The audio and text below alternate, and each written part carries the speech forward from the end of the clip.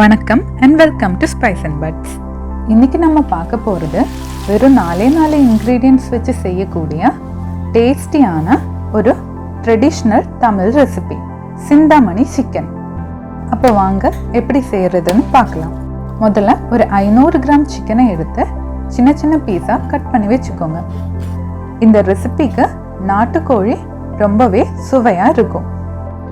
அடுத்து ஒரு 1/2 டீஸ்பூன் மஞ்சள் தூள், தேவையான அளவுக்கு உப்பு சேர்த்து நல்லா மிக்ஸ் பண்ணி இது ஒரு 15 மினிட்ஸுக்கு ஊற வச்சிடலாம்.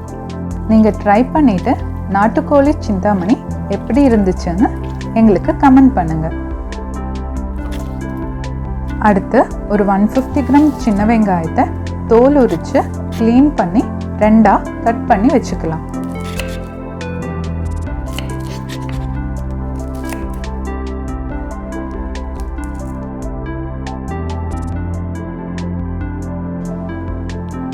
இந்த ரெசிபியில் இன்னொரு முக்கியமான பொருள் விதை எடுத்த காஞ்ச மிளகாய். நான் எவ்வளோ வெங்காயம் எடுத்திருக்கேனோ அதே அளவுக்கு ஈக்குவலாக காஞ்ச மிளகாயும் எடுத்திருக்கேன். இதில் இருக்கிற விதையெல்லாம் ரிமூவ் பண்ணி எடுத்து வச்சுக்கலாம். சிந்தாமணியோட சுவையே இந்த காரம் தான். உங்களுக்கு காரம் கம்மியாக வேணும்னா அதுக்கு ஏற்ற மாதிரி மிளகாயை எடுத்துக்கோங்க. இப்போ நம்மளுக்கு தேவையான இன்க்ரீடியன்ட்ஸ் எல்லாம் எடுத்து வச்சாச்சு. அடுத்து ஒரு பேன் சூடு பண்ணி அதில் கொஞ்சம் நல்லெண்ணெய் ஊற்றிக்கலாம். எண்ணெய் சூடானதும் கடுகு கருவேப்பிலை போட்டு தாளிச்சுக்கலாம். அடுத்து நம்ம விதை எடுத்து வச்ச காஞ்ச மிளகாயும் வெங்காயத்தையும் சேர்த்து நல்லா வதக்கிக்கலாம். வெங்காயம் ஒரு மீடியமாக வதங்கினதுக்கப்புறம் சிக்கனை ஆட் பண்ணிக்கலாம்.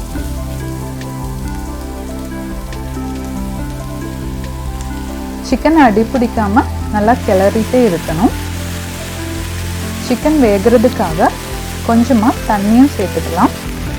சிக்கன் வேகிறதுக்கு ஒரு 30 நிமிஷம் ஆகிடும். இந்த ரெசிப்பியில் கண்டிப்பாக நல்லெண்ணெய் யூஸ் பண்ணிக்கோங்க.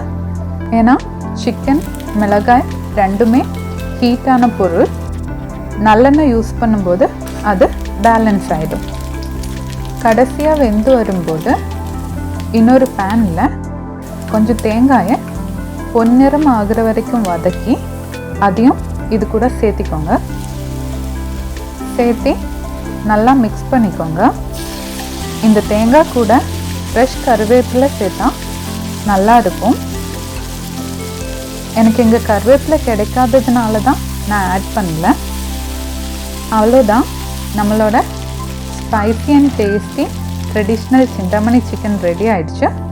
நீங்களும் உங்கள் வீட்டில் இதை ட்ரை பண்ணிவிட்டு எப்படி இருந்துச்சுன்னு கமெண்ட் பண்ணுங்கள்.